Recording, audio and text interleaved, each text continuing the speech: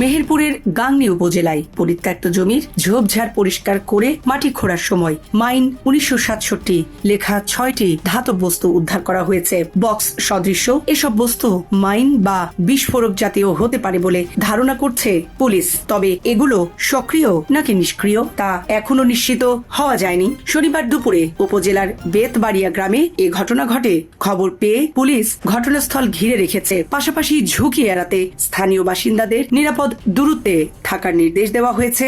Premium commercial space is now for rent. Featuring ample parking and excellent accessibility, this 4,200 square foot space is ready. Elevate your business and call us today. স্থানীয় ও police সূত্রে জানা যায়, বেতপাড়িয়া গ্রামের নুরুজ্জামান কালুর একটি জমি দীর্ঘদিন ধরে পরিত্যক্ত ছিল।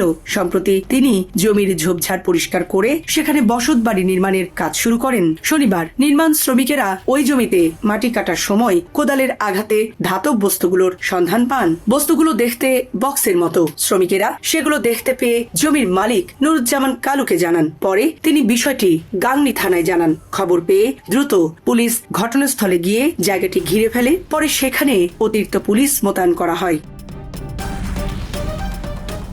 পুলিশ জানিয়েছে, উদ্ধার হওয়া 6টি বস্তু মাইন সদৃশ। এগুলোর গায়ে লেখা রয়েছে PDFGL 63 লট 37 মাইন 1967। লেখাগুলো দেখে প্রাথমিকভাবে ধারণা করা হচ্ছে এগুলো পুরনো সামরিক মাইন বা বিস্ফোরক জাতীয় কোনো বস্তু হতে পারে। এগুলো 1971 সালের মুক্তিযুদ্ধের সময়কার কি না সেটিও এখনো নিশ্চিত নয়। গাংনী থানার পরিদর্শক শিমুল কুমার দাস বলেন, ওই জায়গায় মাইন সদৃশ 6টি বস্তু পাওয়া গেছে। নিরাপত্তার স্বার্থে জায়গাটি পুলিশের নিয়ন্ত্রণে রাখা হয়েছে। বস্তুগুলোর গায়ে PDFGL 63 লট 37 মাইন 1967 লেখা রয়েছে। প্রাথমিকভাবে এগুলো মুক্তিযুদ্ধের সময়কার হতে পারে বলে ধারণা করা হচ্ছে। তিনি আরো জানান, মাইন সদৃশ বস্তুগুলো সক্রিয় নাকি নিষ্ক্রিয় তা এখনো নিশ্চিত হওয়া যায়নি। বিষয়টি পরীক্ষা করতে বোম ডিসপোজাল ইউনিটকে খবর দেওয়া হয়েছে। ইউনিটের সদস্যরা এসে পরীক্ষা নিরীক্ষার পর বস্তুগুলোর প্রকৃতি ও ঝুঁকি সম্পর্কে নিশ্চিত হওয়া যাবে।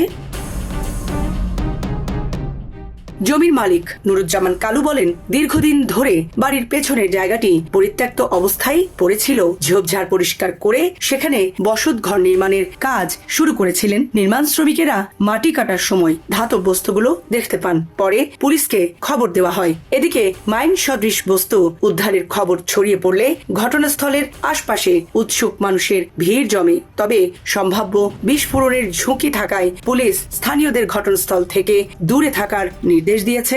জীবন অবাক না করলে কে করবে? 28% মিল্ক ফ্যাটের অবাক করার সাথে ফ্রেশ মিল্ক পাউডার। জীবন অবাক করুক প্রতিদিন। বোম ডিসপোজাল ইউনিটের পরীক্ষা শেষ না হওয়া পর্যন্ত বস্তুগুলোকে স্পর্শ না করতে এবং ঘটনাস্থলের কাছে না যেতে স্থানীয়দের সতর্ক করেছে পুলিশ। বর্তমানে পুরো এলাকা পুলিশের নজরদারিতে রয়েছে।